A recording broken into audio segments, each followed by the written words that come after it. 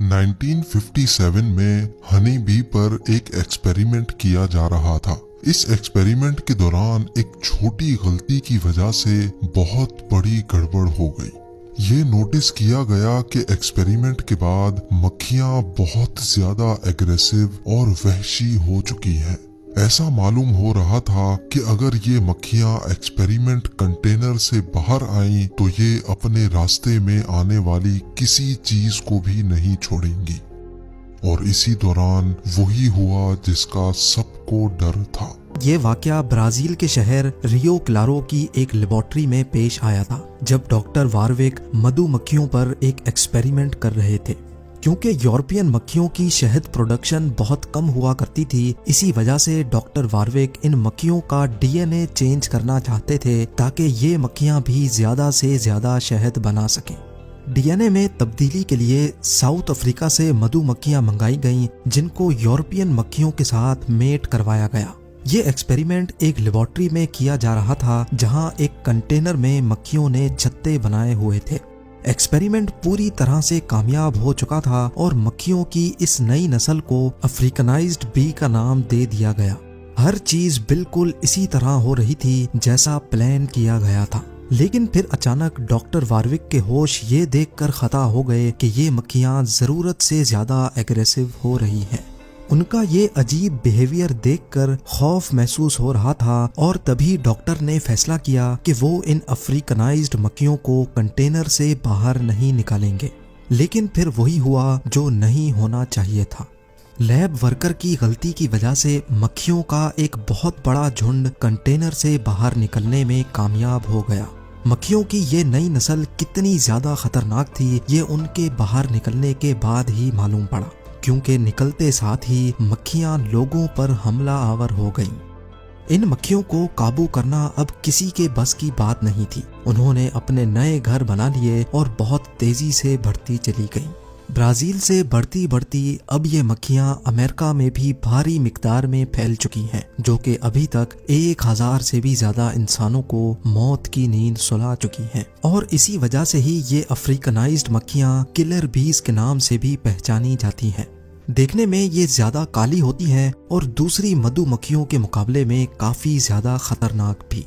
500 metre दूर से भी ये अपने छत्ते की तरफ बढ़ने वाले पर टूट पड़ती हैं और अगर इन्होंने किसी इंसान या जानवर पर हमला करने की ठान ली तो हैरत अंगेज तौर पे उसका आधे किलोमीटर दूर तक भी पीछा करती रहती हैं। लेकिन दूसरी मधुमक्खियों की तरह ये अफ्रीकनाइज्ड मक्खियां भी इंसान को काटने के फौरन बाद ही मर जाती हैं। इन मक्खियों का डंग इंसान के लिए कितना डेंजरस होता है, आखिर डंग मारने के बाद ये खुद ही मर क्यों जाती हैं, ये जानने के लिए जरूरी है कि पहले हम ये जानें कि मक्खियां आखिर हमला करती ही क्यों हैं। सबसे पहले तो ये समझ लें कि मक्खियों की चाहे कोई भी किस्म हो, वो इंसान पर सिर्फ तब हमला करती हैं जब उनको खतरा महसूस होता है। नॉर्मल मधुमक्खियां तब हमला करती हैं जब कोई उनके हाइव्स यानी छत्ते को हाथ लगाता है। लेकिन अफ्रीकनाइज्ड मक्खियां क्योंकि जरूरत से ज्यादा एग्रेसिव होती हैं, इसी वजह से वो दूर से ही अपने छत्ते की तरफ बढ़ने वाले इंसान पर हमला कर लेती हैं, फिर बेशक कोई किसी और मकसद से ही क्यों ना गुजर रहा हो। जब ये मक्खियां फूलों से पोलन इकट्ठा कर रही होती हैं तब ये किसी को कोई नुकसान नहीं पहुंचाती। लेकिन अगर इसी दौरान कोई इनके ऊपर पांव रख ले या इनके काम में रुकावट डाले तो फिर इनको गुस्सा आ जाता है और वो डंग मारे बगैर चैन से नहीं बैठती। लेकिन इनको इस बात का बिल्कुल भी अंदाजा नहीं होता कि डंग मारने के बाद ये खुद जिंदा नहीं बचेंगी। असल में इन मक्खियों का डंग एक डैगर या फिर दांतों वाले चाकू की तरह होता है, जिसके दांतों की डायरेक्शन ऊपर की तरफ होती है। जब ये अपना डंग इंसान के जिस्म में घुसा बैठती हैं तो डंग के दांत इंसान की खाल में फंस जाते हैं और इसी वजह से डंग का अब बाहर निकलना बहुत मुश्किल हो जाता है। मक्खी जब अपने डंग को बाहर निकालने के लिए जोर लगाती है तो वो डंग इंसान की खाल से बाहर निकलने के बजाय मक्खी के जिस्म से ही उखड़ जाता है। ना सिर्फ डंग बल्कि मक्खी के मसल्स, नर्व्स और उनके डाइजेस्टिव सिस्टम के कई हिस्से भी डंग के साथ ही अलग हो जाते हैं, जिसकी वजह से मक्खी का मौके पर ही मरना तय हो जाता है। वो लोग बहुत खुश नसीब होते हैं जिनको सिर्फ एक मक्खी ने डंग मारा हो, क्योंकि ये मक्खियां हमेशा झुंड बनाकर ही हमला करती हैं।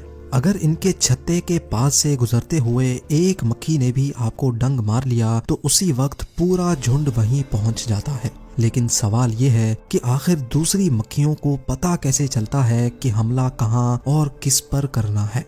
असल में जो शहद मक्खियां अपने छत्ते में जमा करती हैं वो उनके अपने खाने के लिए होता है। ये शहद मक्खियां अपने बुरे वक्त के लिए इकट्ठा करती हैं, खास तौर पे जब पॉलन का सीजन नहीं होता है। अपने छत्ते की प्रोटेक्शन के लिए कई मक्खियां उसके आसपास बारी बारी पहरा देती हैं। जब कोई इंसान इनके इलाके के करीब आता है तो ये दूर से ही सूंघ लेती हैं, और अगर कोई एक भी मक्खी डंग मारने में कामयाब हो गई तो इसी दौरान इनके अंदर से एक केमिकल रिलीज होता है जिसको फेरोमोन कहा जाता है। एक्सपर्ट्स का मानना है कि जैसे ही फेरोमोन हवा में फैलता है तो ये वहाँ मौजूद तमाम मक्खियों के लिए अलार्म सिग्नल का काम करता है। वो तमाम मक्खियां जो उस वक्त ड्यूटी पर मौजूद होती हैं, फेरोमोन को सूंघती हुई फौरन उस इंसान पर टूट पड़ती हैं। इसी वजह से जब आपको कोई एक मक्खी डंग मारे तो फौरन उस जगह को छोड़ देना ही बेहतर होता है। मक्खियों का डंग इंसानों के लिए कितना खतरनाक होता है ये जान लेना भी बहुत अहम है। जब ये डंग इंसान की बॉडी में दाखिल होता है तो ये एक टॉक्सिन हमारी बॉडी में छोड़ जाता है जिसको मेलेटिन कहा जाता है। इंसान की बॉडी फौरन इस मेलेटिन से लड़ने के लिए ऑटोमेटिकली काम करना शुरू कर देती है, जिसकी वजह से बॉडी का वो हिस्सा फौरन सूजकर लाल हो जाता है। असल में ये हमारी बॉडी का डिफेंस मैकेनिज्म ही होता है जो मेलेटिन से लड़ने के लिए जिस्म के उस हिस्से को सूजने पर मजबूर कर देता है। अगर तो डंग ब्लड वेसल के करीब लगता है तो वो ब्लड में शामिल होकर पूरी बॉडी में फैलना शुरू हो जाता है, जिसके काफी खौफनाक नताइज भी हो सकते हैं। या अगर जिन लोगों को मेलेटिन एलर्जी होती है उनकी हालत भी बिगड़ने के काफी ज्यादा चांस होते हैं। इसी वजह से अगर कभी आपको कोई शहद की मक्खी काटे तो फौरन उसका डंग निकालना ना भूलें, क्योंकि जितनी देर तक डंग बॉडी के अंदर रहेगा वो कंटिन्यूसली अपना जहर बॉडी में पंप करता रहेगा। आइए अब जानते हैं किलर बीज के बारे में चंद इंटरेस्टिंग फैक्ट्स। किलर बीज नॉर्मली बहुत बड़ा छत्ता बनाती हैं जिसमें 80,000 से भी ज्यादा मक्खियां रहती हैं। ये मक्खियां परफ्यूम, चमकने वाली चीजें जैसा कि ज्वेलरी और डार्क कलर के कपड़ों पर फौरन हमला कर लेती हैं। इनका डंग तो नॉर्मली मधुमक्खियों जैसा ही होता है, लेकिन ये अपना डंग सिर्फ 3 सेकंड में ही इंसान के अंदर उतारने की काबिलियत रखती हैं। एक मर्तबा जब इन मक्खियों का झुंड मचल जाए तो अगले 24 घंटों तक इनका गुस्सा ठंडा नहीं होता। किलर बीज के हमले की सूरत में इनसे जान छुड़ाने के लिए कम से कम 1 किलोमीटर दूर तक भागना जरूरी होता है। पानी के अंदर छुप जाने पर भी ये मक्खियां पानी के बाहर अपने शिकार का इंतजार करती रहती हैं। आप लोग भरपूर लाइक और शेयर करेंगे। आप लोगों के प्यार भरे कमेंट्स का बेहद शुक्रिया। मिलते हैं अगली शानदार वीडियो में।